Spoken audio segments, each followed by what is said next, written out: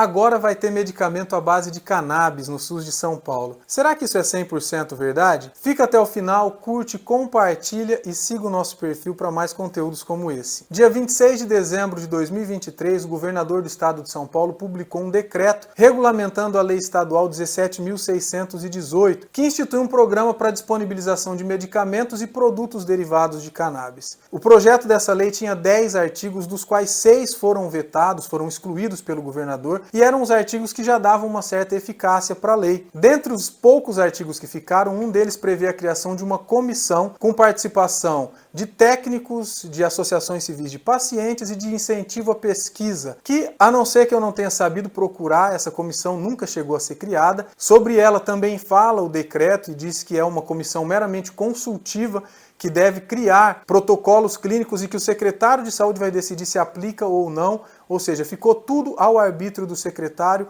e do governador do estado. Esse decreto também vincula a disponibilização de medicamentos a uma norma regulamentar da Anvisa, que é a RDC 327, que regulamenta a produção de medicamentos industrializados. O que isso quer dizer? Várias coisas. A primeira delas é que as associações civis estão excluídas da brincadeira, porque elas produzem medicamentos fitoterápicos e full spectrum, ou seja, com todas as substâncias, com todas as propriedades da planta e que, de acordo com as pesquisas científicas mais modernas, são os medicamentos muito mais eficazes. E a RDC 327 deixa só medicamento industrializado, favorecendo a indústria farmacêutica mais uma vez. Outro problema é que essa RDC ela diz que o medicamento tem que ser prescrito como única alternativa terapêutica, que quer dizer que o médico, quando for prescrever esse medicamento, ele tem que relacionar todos os outros alopáticos já utilizados e tem que declarar que não existe nenhum remédio que possa ser usado mais no mercado a não ser a cannabis. E a ciência tem comprovado que o óleo full spectrum, com todas as substâncias da planta, ele é muito mais eficaz do que os outros medicamentos e ele é muito mais seguro, porque em comparação com os tarja preta, ele praticamente não tem efeitos colaterais. Outro problema é que o medicamento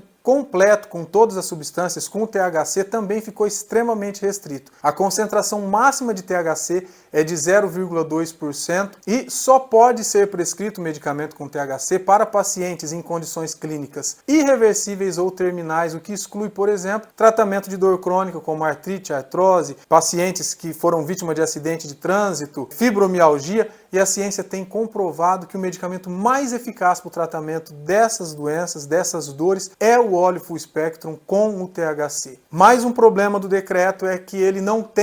cria um protocolo clínico objetivo, dizendo, olha, o paciente que já usou esses medicamentos e que tem essas patologias, basta ele fazer o pedido que ele vai receber. Não, o que o decreto diz é que cada pedido vai ser analisado individualmente por uma comissão da Secretaria de Saúde, o que vai tornar muito mais lento, muito mais moroso e muito mais arbitrário o fornecimento. Essa comissão vai fornecer para quem quiser e não vai fornecer para quem não quiser e não precisa dar justificativa de nada para ninguém, basta dizer se vai ou não. Outro problema é que durante o tratamento, a Secretaria de Saúde pode simplesmente cortar o fornecimento e pedir a devolução daquele frasco que já está aberto em uso, inclusive. Isso pode ser feito com base num banco de dados que será criado e que o médico deve lançar informações, o que gera um outro problema, que vai se criar uma pseudociência. A intenção do governo do estado é desenvolver pesquisas científicas com base nisso, mas isso não é pesquisa, porque não é desenvolvido com critérios científicos, não é desenvolvido com acompanhamento direto pessoal do paciente por cientistas, é uma pseudociência com base em informações dadas pelo próprio paciente lançadas no sistema, pelos médicos que inclusive têm alguns conflitos de interesse com isso, porque muitos deles têm acordos com a indústria farmacêutica. Outro problema é que o medicamento só pode ser fornecido pela indústria farmacêutica, o decreto fala expressamente que não vai haver suplementação de verba, ou seja, o governador não vai dar mais dinheiro para a Secretaria de Saúde comprar esses medicamentos, pelo contrário, o secretário de Saúde vai ter que tirar de algum lugar para comprar um medicamento à base de cannabis, alguma outra ação vai deixar de ser praticada, alguma outra ação de serviço, algum outro serviço de saúde vai ser deixado de ser oferecido para dar dinheiro para a indústria farmacêutica que cobra valores elevadíssimos por esses medicamentos. E por último, mas não menos importante, eu acho que é o problema crucial desse decreto e da RDC 327, é que a RDC proíbe a importação da planta ou de partes da planta. E não existe, embora a lei de tóxicos diga que o governo federal pode regulamentar o cultivo de plantas medicinais e que estão enquadradas na lei de tóxicos, não existe nenhuma regulamentação para o cultivo de cannabis no Brasil.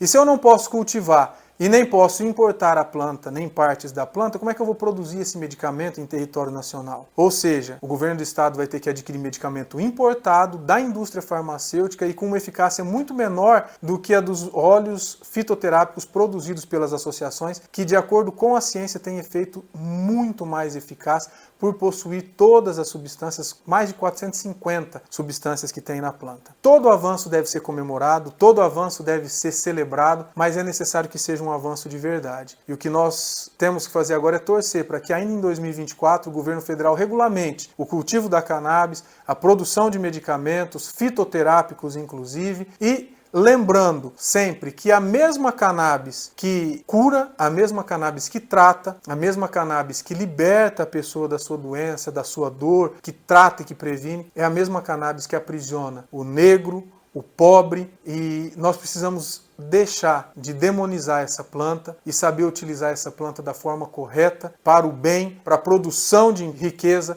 para a geração de empregos, para fazer crescer o PIB, para fazer fortalecer a economia nacional e para trazer renda, saúde e bem-estar para a população. Esperamos que esse seja um avanço verdadeiro e real que o governo federal traga no ano de 2024.